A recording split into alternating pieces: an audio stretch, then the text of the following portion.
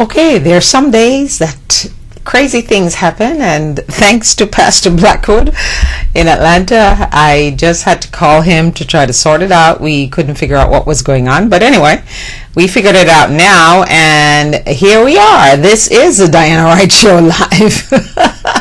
Wow, technical difficulties never fail to happen. Okay, we are live and we are going to share with you. It is indeed Tuesday, and I guess the bugs have gone. I don't know. Or the demons, whatever. Hope you're having a better day, yeah? And I just wanted to, good thing I had this out. Don't let your worries get the best of you. Remember, Moses started as a basket case. That's a good place to start. And life isn't about waiting for the storm to pass. It's about learning to drive in the rain. Okay? So please, let's just keep that in mind as you go through whatever you're going through right now, whatever struggle, whatever impossibilities, whatever it is that's probably bugging you today. Just let you know that there's always a savior. My savior is Dr. Blackwood. So in Atlanta, and he's just fantastic. That's all I need to say. All right. I guess we're going to start this morning with Mayor Rob Ford of Canada. He's a Toronto mayor, but believe me, right now it's Canada that looks bad. He's defiant. They've taken away all his powers. But he is defiant. He is not leaving.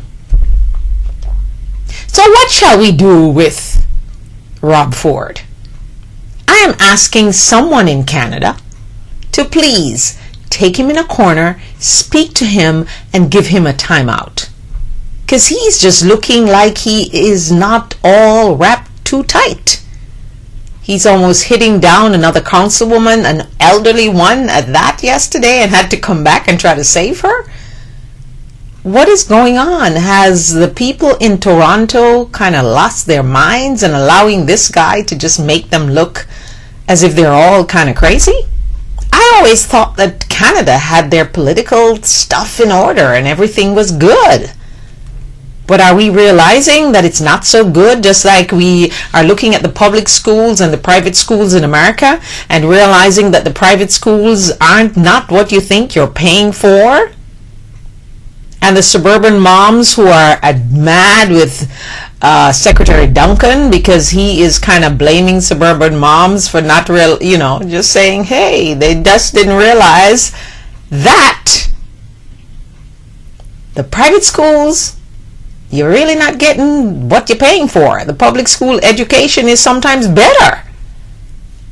So what are we supposed to choose? Public school, private school? Which one works better? Which one is working better for your child?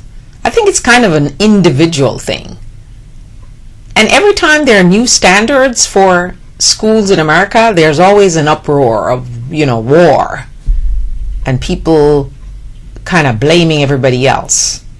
But I think a lot of suburban moms, white moms, are mad because they've been sending their children to private school only to find out that the survey that came out the other day, last week I think it was, the private schools are not all that they say they are.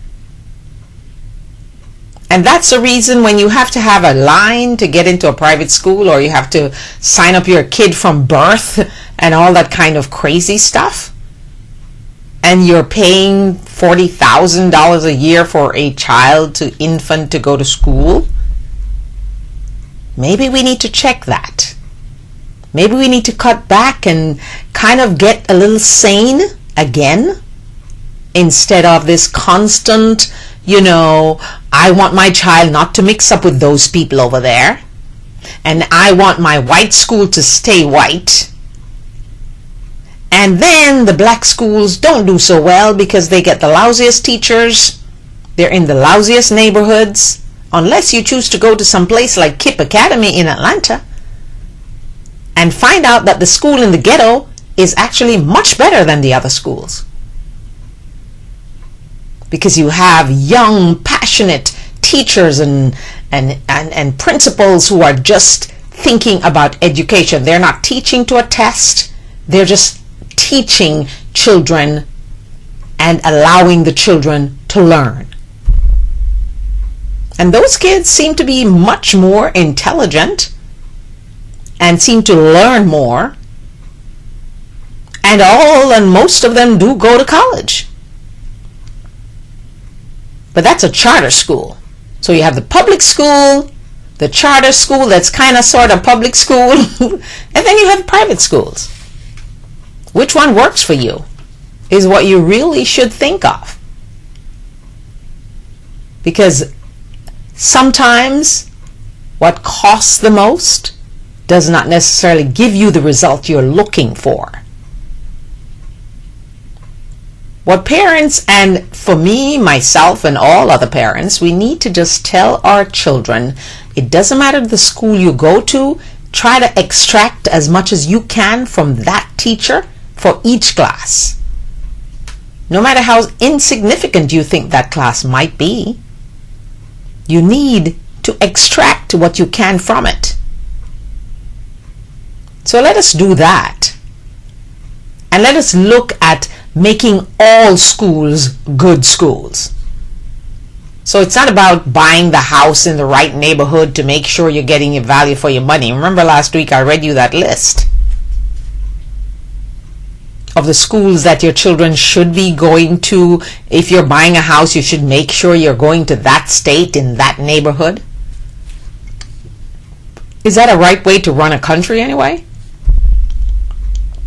Shouldn't all our schools be good schools? And if you choose to go private, that's okay, because normally the private school is smaller.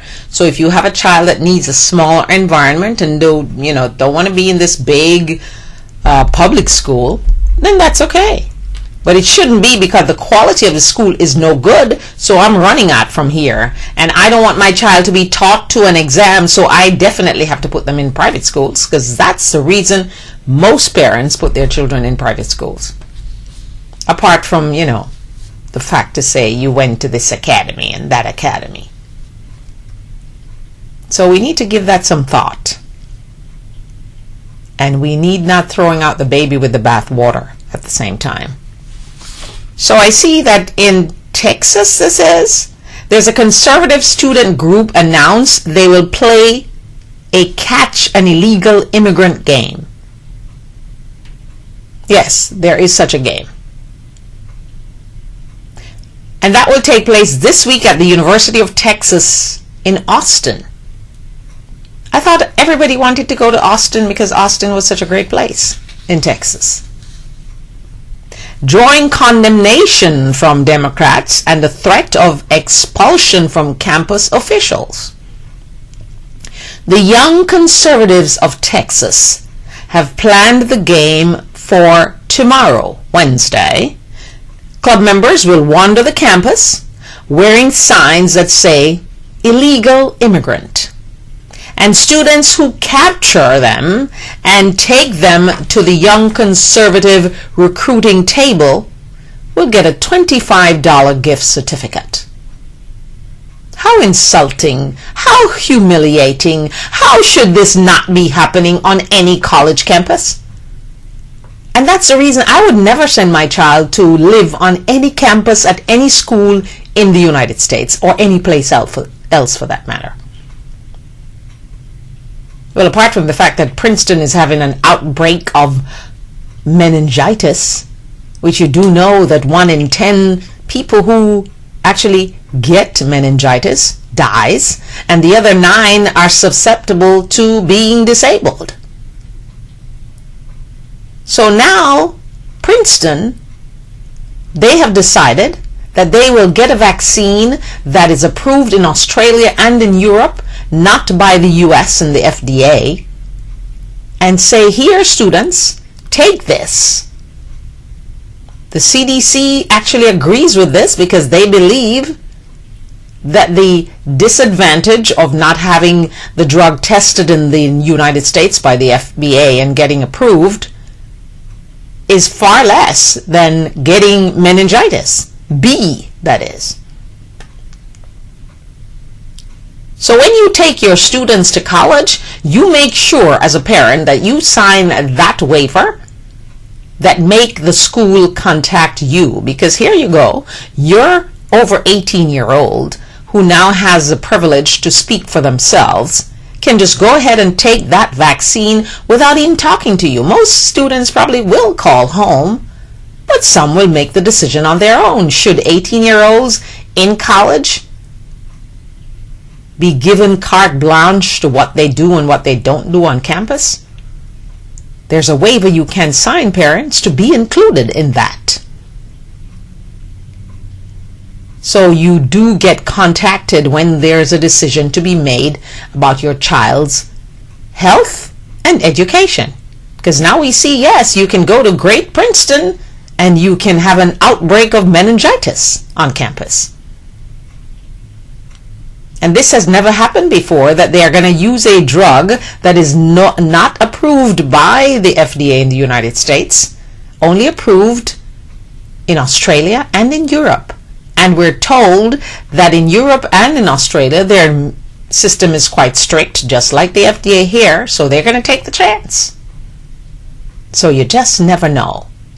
And when we think of the people in the Philippines with the typhoon, and we think of those in Illinois with the tornado, do we ever take pause when we hear that man yesterday, or maybe it was Sunday, saying the Lord's Prayer while he watched the tornado come at his house?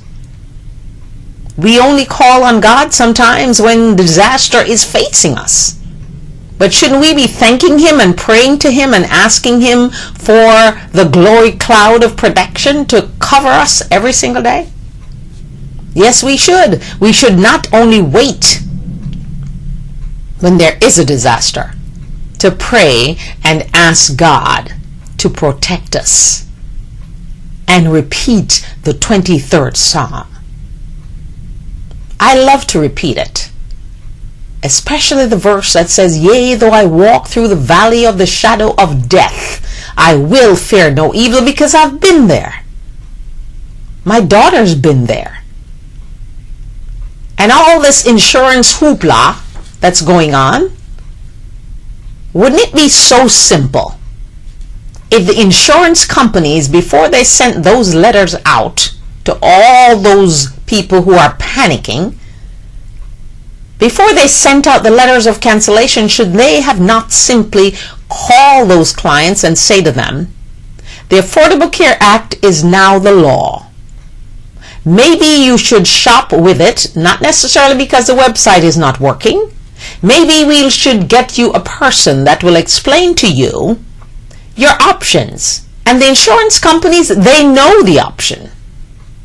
But you see, they want to continue to sell the junk insurance. They want to continue to make money. They want to continue to tell you after 45 days in a bed and you're dying, you are no longer covered. They want to tell you that you have a pre-existing condition, so you cannot get insurance. And if you do get it, we're going to charge you millions of dollars for it. They also need to tell you that your child can no longer be on your policy when they become 18. So I wonder, between the insurance companies and the Republicans who are fighting the Affordable Care Act at all cost, are they going to be the brave ones to tell all these mothers with all these sick children that you can no longer have insurance, courtesy of the ACA? Who's going to be brave enough to do that? Well, I see that the president is out in full force on his conference call yesterday to his supporters to get them on board. Maybe the president should have done this before the rollout in October. Maybe he should have been more proactive about the website, and maybe he should have encouraged people to not go to the government website, because of course it's going to be overloaded and crash if so many people, even insurance company executives, are now saying, yes, the first day people were on that site, there is no reason why it should not have crashed. So when the honesty comes out, And the Republicans will no longer have the ACA to kick as their football. I wonder which other issue they're going to take up. Are they going to go back to Benghazi? Or are they going to start doing some work? Well, they've given themselves so much holiday, you wonder, wouldn't you and I like to have that job as a congressperson? Because you hardly work. You don't do anything. All you do is obstruct and say no. And if you're the Speaker of the House, you go and you get tanned and you come back invigorated to say some more no and some more scrap this law. It cannot be fixed. So how do we approach this as a people, as a country?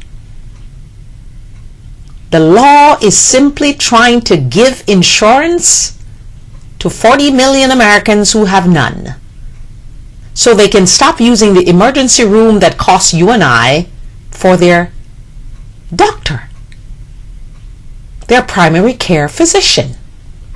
And so that some of you who actually go out there like I did and used to do, to find insurance on the open market because you don't have it through an employer because you're a small business owner, only to know that you have to pay $500 a month for a policy that only gives you 2 doctor's visits per year. And what happens if you get sick in between time? What do you do then? So Medicaid expansion should be yes in all states in America. Not blue states and no red states. Remember the speech that Obama gave as a keynote speaker for Clinton? There should be no red states and blue states and purple states. There should be just the United States of America. But sometimes you do have to wonder, are we living in the United States of America? Because people can go from state to state and it's a totally different situation. The whole thing needs fixing. The whole education system needs fixing. And when we have Paul Ryan trying to campaign for president for 2016 already, and just down in, and all of a sudden the healthcare system in America was first class. My golly, I wonder why so many people went bankrupt because of it. I wonder why so many people don't have any health care and they have to go to the emergency room for everything. I wonder why so many hospitals can't collect from the people who come to the hospital and they can't pay the $100,000 or the $50,000 bill. Oh, it was so perfect, wasn't it? Miss Ayotte from the Republican Party. These Republicans, they just talk from talking points. And they really and truly do not care about the people. And you only have to look at the feud between the Cheney sisters to know that they don't care about the people. They just want to get elected. So they will lie. And yes, they'll be called out. And thanks to Mary's wife, if you can say that, for calling out her sister-in-law, Liz Cheney, that's running for office in Wyoming. And that feud between the Cheneys and, oh my goodness, it's just getting so murky. So when we come back, we're going to take a break right now and see if our signal is actually working. No kabuki here. No, we will try this and come back to you in just a moment. Let's see if it works. It actually does. Hello everyone, this is a season of giving. And I'm asking you to consider one of your gifts to be Deadly Negligence, written by yours truly, Diana Wright. A story that will give you hope, make you mad, shock you sometimes, but is bound to increase your faith and make you believe in miracles again. So please, give Deadly Negligence as a gift. As the gifting season begins to heat up, I am depending on you to do this for me. Thank you so much. And be the proud person to give a gift of the book, Deadly Negligence. It's available on Amazon.com and on my website, DianaWrightTV.webs.com. Thank you so much for my viewers around the world and in the United States. Be blessed. Alrighty, we are back. Yes, we're back. This is the Diana Wright Show live, and we thank you so much for joining us from around the world and in the United States. We hope that lots of you listened and watched that show yesterday, listened very keenly, and try to just take that show and send it to all your friends, because it is important for people to understand that we need to move to a nation of love and not hate.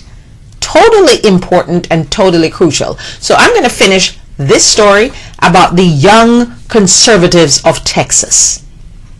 So the purpose of this event is to spark a campus-wide discussion about the issue of illegal immigration and how it affects our everyday lives.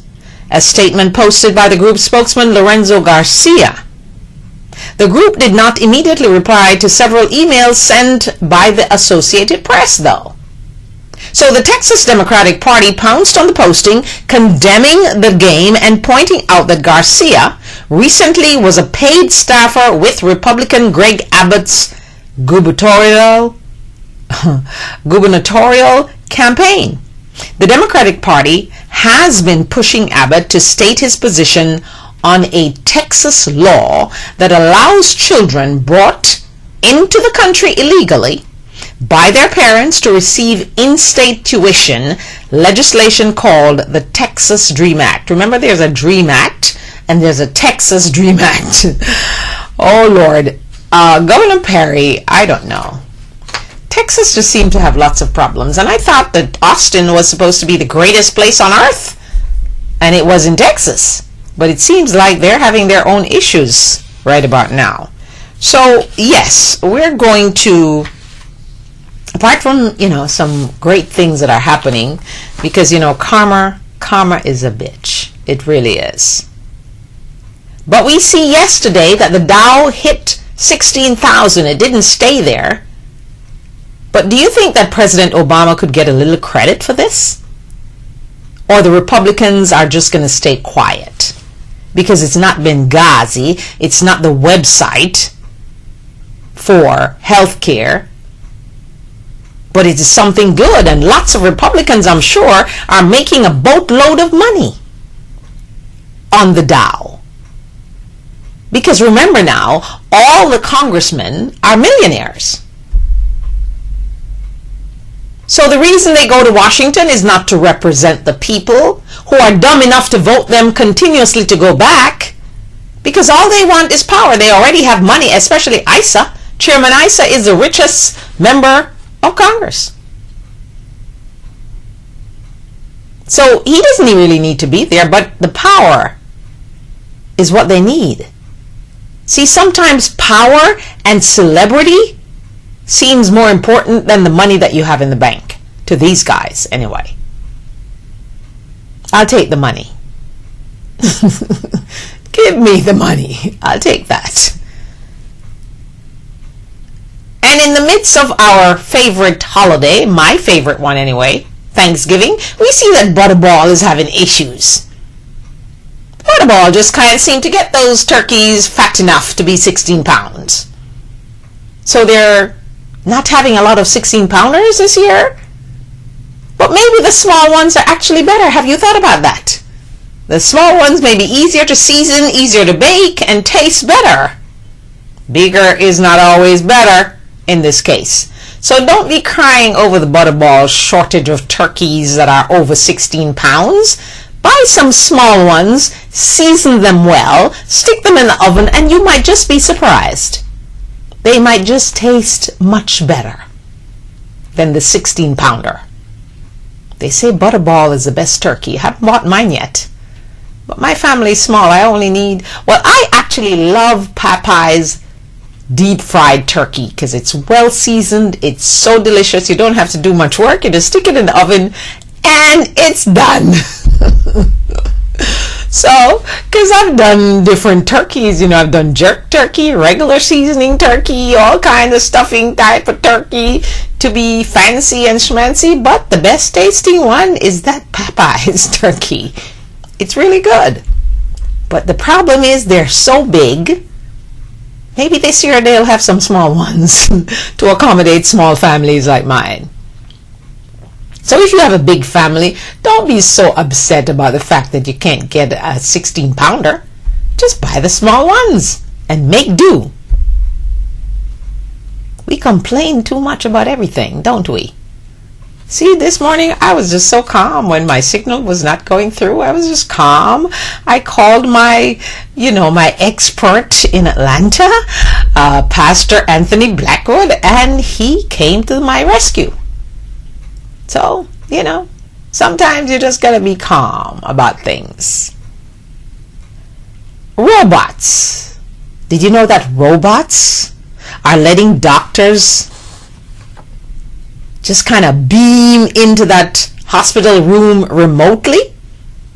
I saw this first on HGTV and I kind of thought, well, this might just be a fluke. But it wasn't. It's for real. So doctors can now, because I was actually watching something about a woman who's a doctor who wanted to live in Paris, but she still wanted to be a doctor. So she had all these gadgets in her room. She had to get a special room for that. And there's a robot and you can actually see her in the room at whatever hospital she chose to work with in the United States. And I thought, wow, that's cool. But I never heard about it again. And yesterday, oh yes, it was online. So robots let doctors beam into remote hospitals, but they're doing this for a good reason now. They're remote hospitals to diagnose patients and offer medical advice during emergencies. In California, a growing number of hospitals are using what's called telepresence. Telepresence robots to expand access to medical specialists, especially in rural areas where there's a shortage of doctors. Because most doctors don't want to go to those rural places to live. I don't blame them. But these people in these rural neighborhoods need services. They need to be taken care of. They have emergencies just like everybody else. So now, here comes the robot. So what you need is a mobile video conferencing machine. It makes a wheel, it has a wheel thing and a stand about 5 feet tall with a large screen, of course, and this projects a doctor's face. So the patient in the room in the US can actually see the doctor via remote in Paris, and she's giving him advice face to face, and they can actually have a conversation. My golly, technology is fantastic. So everything comes up, and it features things like, it has cameras, of course, microphones, speakers that make the patient able to hear the doctor and the doctor to hear the patient and the other doctor that's obviously in the room. And that allows the doctor and patient to see and talk to each other like they're in the same room. Who knew that this could happen? My golly, we do have some great brains out there. And we need to just celebrate them and say hooray for doing such great things. Because not all the time a doctor can get to a rural neighborhood. But here we are. That doctor in that rural neighborhood, in that hospital room, can now get a specialist who is millions of miles away to remotely speak to them, diagnose a patient, and everybody is happy. Wow, technology is truly awesome. So, I talked about the man yesterday that we were talking about on every network yesterday. The Lord's Prayer. Oh my God, he was just saying the Lord's Prayer because the tornado is coming at my house. So Mary and Liz Cheney, daughters of Dick Cheney. Wow. This is real karma. The time he keep talking about President Obama, he would try to fix his family feud. That would be a better use of your new heart, Vice President Cheney. Seriously. So there is Liz Cheney and there's Mary Cheney. One is gay and actually married to her partner. One is not gay and married to her husband. One opposes same-sex marriage, and one is indeed in a same-sex marriage. So, here is the Liz Cheney hypocrisy. And every time I see a politician being a hypocrite and lying, it really gets my goat. And here it is. Heather Poe, who is the wife of Mary Cheney, she said this, quote, "Liz has been a guest in our home, has spirit and spent time and shared holidays with our children." I didn't even know they had children. "And when Mary and I got married in 2012, Liz didn't hesitate to tell us how happy she was for us. To have her now say she doesn't support our right to marry is offensive, to say the least." Karma. Now, Vice President Cheney has gotten into it, and he has now written a statement defending Liz. So I guess he's trying to tell us that this has been a problem in the family for years, and Liz has always believed that the marriage is between a man and a woman. So why did she go to her sister's wedding and pretend like it was okay? Like she supported them? She should have not gone to that wedding. She should never have gone to their house. Because if you don't support same-sex marriage, you should not have been going to your sister's wedding, to another woman. Hypocrisy, lie, politicians, that's all they do to get elected. She's not going to win anyway. In Wyoming, we kind of see that. But her dad will stop at nothing to get her elected as the next senator from Wyoming. So, how does this work? Do you actually sell out your family member just to be elected? Do you throw your sister under the bus just to become a senator? Isn't family supposed to be worth much more than that? Shouldn't it be worth more than that? Your sister that you claim you love, you've shown support, you've gone to their house, you all have Thanksgiving and all that kind of stuff, Christmas. So would you like to be a member of the household of the Cheney family this Thanksgiving, which is like next week, and then at Christmas again? Well, Ms. Poe has already announced that they will not be going there for the holidays to join the family. I guess Ms. Poe and Mary will just be staying in their little corner with their children having their own Thanksgiving. Now, I don't know how the fact that the Toronto mayor is just crazy. I don't know how Liz Cheney is just being a hypocrite and lying. I don't know how the Tea Party can continue to lie about the ACA. The Republicans continue to lie about the ACA. You notice I said the Tea Party and then the Republicans, and then I'm going to say Speaker Boehner. Because it seems to me that there are three factions going there in one Republican Party. Do you see how Ted Cruz is now quiet? Is he waiting and planning to do another shutdown of the government in January or February to get his way? And why are they continuing to lie to the people who support them that they can actually repeal the law? They can't. The only way they can repeal that law is if they win the presidency in 2016, and that president, who would be and have to be and must be Republican, would then say, let's scrap this, and work to do so. Do you actually know that Congress was part of making this become law, and then the Supreme Court gave it their blessing?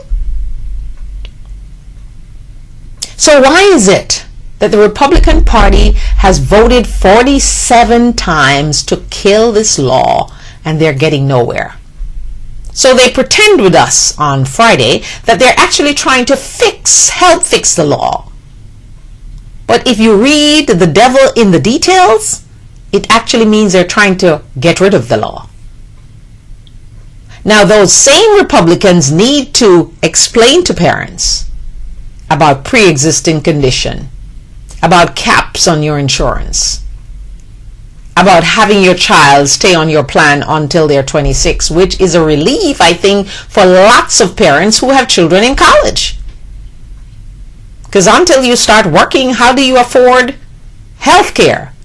Oh yes, you can now, because the Affordable Care Act allows you to do so.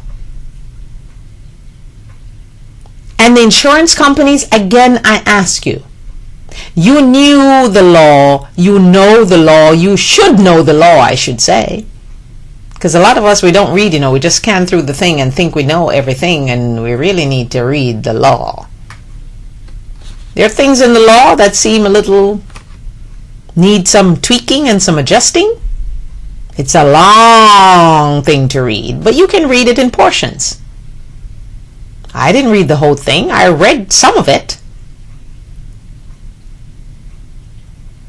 But simply, I actually think that some of the Republicans and the Tea Partiers and the Speaker Boehner and the 39 Democrats who voted with Republicans, who are a bunch of wimps because all they're thinking about again is the power, is their re-election. They don't care about the people. The healthcare law is about people, human beings who breathe, human beings who get sick, human beings who go to hospitals for their emergency care every single day because they don't have any health insurance. Why are we trying to complicate this thing so much? The law is already complicated. We should be trying to simplify it. And the insurance companies should play that role. Before they sent out all those letters of cancellation, they should have explained to all those people, we're sending you this, but before we send it, we're asking you to go to the Affordable Care Act in your state. And even though the ones that are blocking it, like in Florida, Rick Scott is blocking all of this stuff, the navigators, he's blocking them, there's always a place for you to go. So you go there, or you call on the phone, wait until you get through. Because I don't know what is it so big about this website thing? Why is it that everybody wants to get on a website? I don't want to go buy insurance on a website. I want to talk to a human being. So why don't you go to the human being and find out what is available to you? Some cases, it's going to be much less than you're paying now. Some cases, it might be a little more.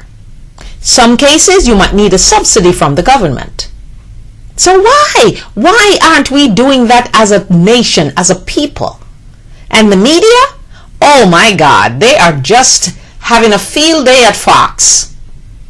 They laugh and they think it's all comical. And I don't see this because I don't watch Fox. I see it on MSNBC and CNN when they decide to take the clips from Fox and run it. Why is everyone so happy to see a system that was already bad and just praying for its demise to be even worse? Why can't we work together as a people to get things right, to get things going? Are we so hateful?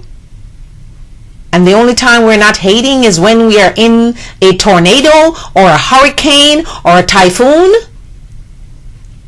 Because then you see we're all equal. And we're all thinking about God at that time. And we're all crying for help. Well, right at this juncture, we need to be thanking God for Florida not having a hurricane this season, because it's almost over. So why do we do this? Is it that we all hate who we are and we need to impress someone else or something? I'm not quite sure. What is it? But the biggest news of yesterday was that George Zimmerman was arrested. But the fact that he was arrested yesterday and his girlfriend who called 911 frantically about him smashing her glass table and holding a gun, a shotgun, to her face, it taught us a lot of things about Zimmerman that we knew already. We just needed confirmation. We know now that he's a liar. Now he says she's pregnant, she said she's not, her mother says she's not. So I don't know who to believe, but pregnancy is something you can't really hide. It's either she goes and she has an abortion or she has a child, and we'll all know. But George Zimmerman have the police outside his door because he actually pushed the girl out of her own place outside. This is how this guy works. So he calculates that her story has already gotten out on the 911 call, and he knows that story is going to hit the media before, at least, by 10 o'clock. It will be out there. So he have no reason to call 911 again because he no longer has an emergency, because the emergency is there, the police is there, they're outside banging on his door. Instead, what he does, he calls 911 to make sure his lying side of the story gets out. Because I don't know anyone who could be in a situation like that with one frantic person and the other person is so calm. Calculated, calm. Giving his side of the story, turning everything on the girlfriend, and giving us a new part of the story. Oh yeah, she's pregnant, and because he doesn't want to, kind of hurt a pregnant woman, he's just packing to leave, and she just got irate. My golly. And she's busy saying he knows how to work this thing. Yes, he does. That's the reason he knew how to work it when he killed Trayvon Martin in cold blood. And Trayvon Martin got murdered twice. By him being found innocent and by him being dead. Yeah? His mother, I see, is still fighting. But how do you fight this? And I said from the beginning that Zimmerman is going to end up just like O.J. Simpson. He would not have been gone to jail and stayed there and rot because he killed a young man. But eventually, karma will catch him and he will go to jail for something else. Oh yes. And the wheels have been turning. Isn't this the third time he's had some problems with the law since the Trayvon Martin verdict? It is. So, Mr. Zimmerman and his pompous brother. Remember his brother? He's so pompous. He's so self-assured. His brother is innocent. I wonder who's going to say he's innocent now that we've heard the 911 tape. Forget about his call, because his call was just to get my voice out. Wow. And he's busy. He got a girlfriend already? Did the ink actually dry on his divorce papers yet? That he could be proudly saying that the girl is pregnant? This is almost comical, I think.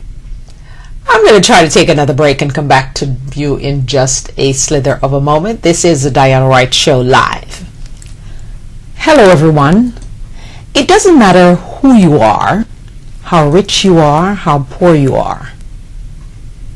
But there has to be a point in your life, and you will come to that point, where you have to take someone you love to the hospital.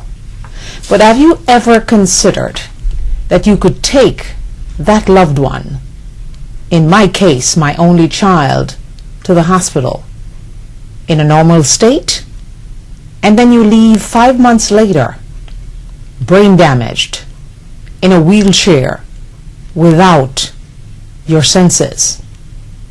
This is my true story, Deadly Negligence, the book, available on Amazon and at my website, dianawrighttv.webs.com. I'm asking you today to get a copy. Support my story. Let us get this out there, because this story will captivate you. It will shock you. It will give you hope.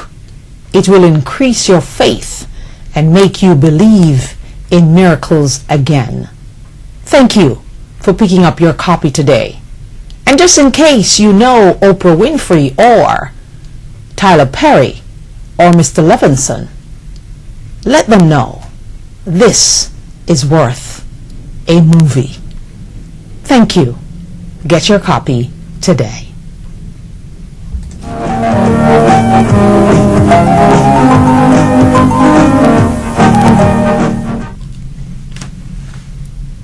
Remember, April 30th, 2014 is International I Love Me Day. I want you to start thinking about what will you do special for you on that day. Share it with me on Facebook and Twitter, and join the conversation on the Diana Wright Show, Monday through Friday, 10:30 a.m. We are live. The number to call, 561-228-1921. That's 561-228-1921. Join the conversation. Like us on Facebook and follow me on Twitter. Alrighty, we are back, and we're just thinking, I'm just really thinking about the calculating thought of Zimmerman, how he sat there, and while the cops are banging down the door, he decides, okay, I'm going to call 911 myself. I don't have an emergency, but I'm going to get my word out there because I know that my tape will be played too. What was he thinking?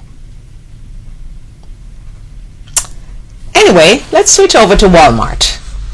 Now, Walmart is being accused of a whole lot of things. Walmart is going to have lots of their workers striking, demonstrating. It started already in Chicago and some other places, and they're going to go right through to Thanksgiving, Black Friday. And I don't want them to be calling it Black Friday anyway. They should change that name, not Black Friday. Well, everything bad has to be black. So Walmart is now in some of their stores asking associates to contribute by giving, canned goods and whatever to some of the families in those stores to help with their Thanksgiving dinner. And I'm going, what? Why is that? Now, Walmart is explaining that this will be done, or it's being done, because some of those associates might be having, problems by they've lost someone because of death, or they've got a divorce, or, they're just going through a hard time. But if you're not paying someone a living wage, and then you're going to ask those same people to contribute to the other people, I find that a little confusing. Shouldn't Walmart be picking out those associates and helping them personally because they have so much money already, instead of asking the same low-wage other associates to help their fellow associates with Thanksgiving dinner? My golly, Walmart, you're not going to be selling all them turkeys that you have in the freezer. and all that ham and all that stuffing and everything, why don't you just take it off the shelf and give it to the families that you are claiming might have lost a loved one, might be going through divorce, might be having a hard time with illness? Why don't you just take care of them instead of asking the other associates who can barely make it themselves to help? Or is it that Walmart is lying to cover up what is truly happening?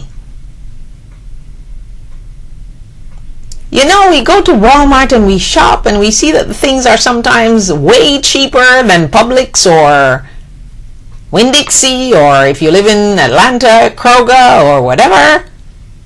But you sometimes really have to just take pause with what's going on.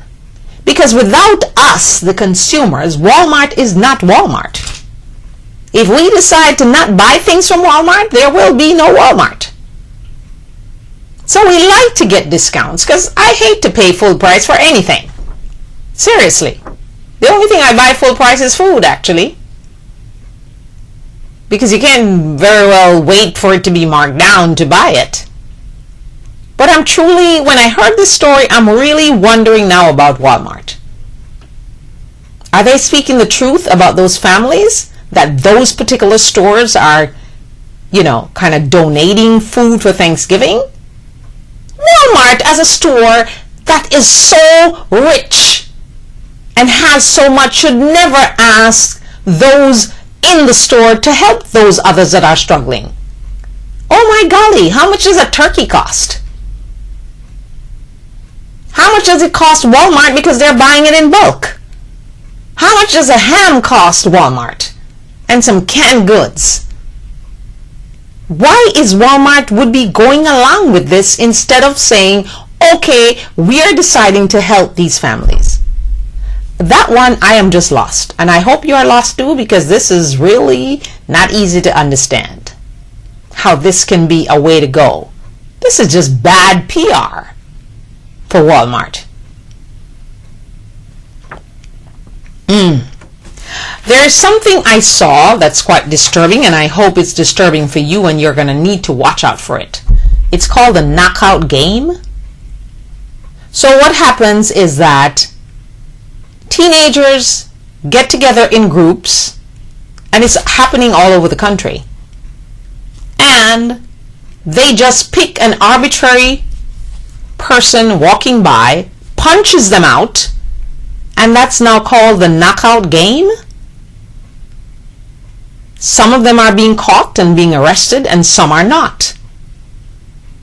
So my plea to you in this holiday season, as you're going about your business, make sure you're looking over your shoulder all the time.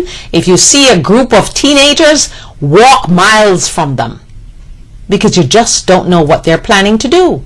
It's called a knockout game. Are people just losing their minds, gone crazy, or what? And who are the parents of these teenagers? Because you see them on the camera.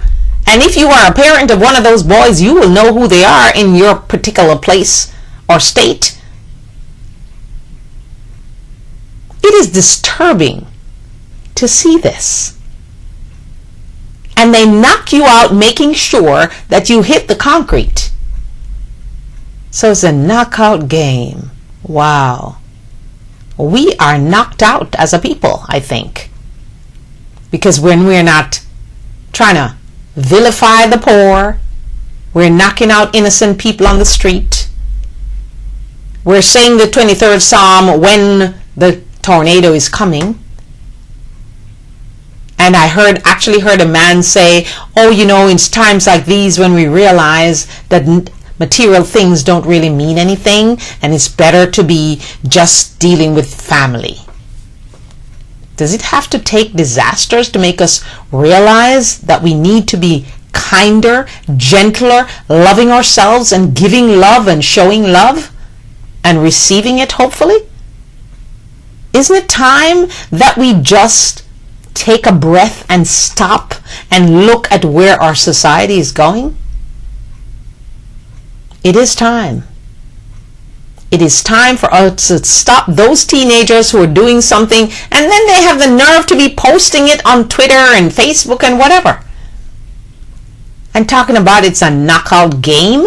Is it a game to knock someone out on the concrete that you can probably kill that person? How much does that become a game? And how can it be a game? I just think we're losing our lives senselessly in this country. We've become a nation of haters and power-grabbing money suckers. Seriously. So if we do take some time in this holiday season, when we're supposed to be thankful, and we're supposed to be celebrating the, if it's the Jewish holidays, the Christian holidays, all the different holidays, can we just take a moment and check ourselves instead of coming up with these resolutions about, oh, I'm going to lose 10 pounds, or oh, I'm going to do this, or oh, I'm going to do that?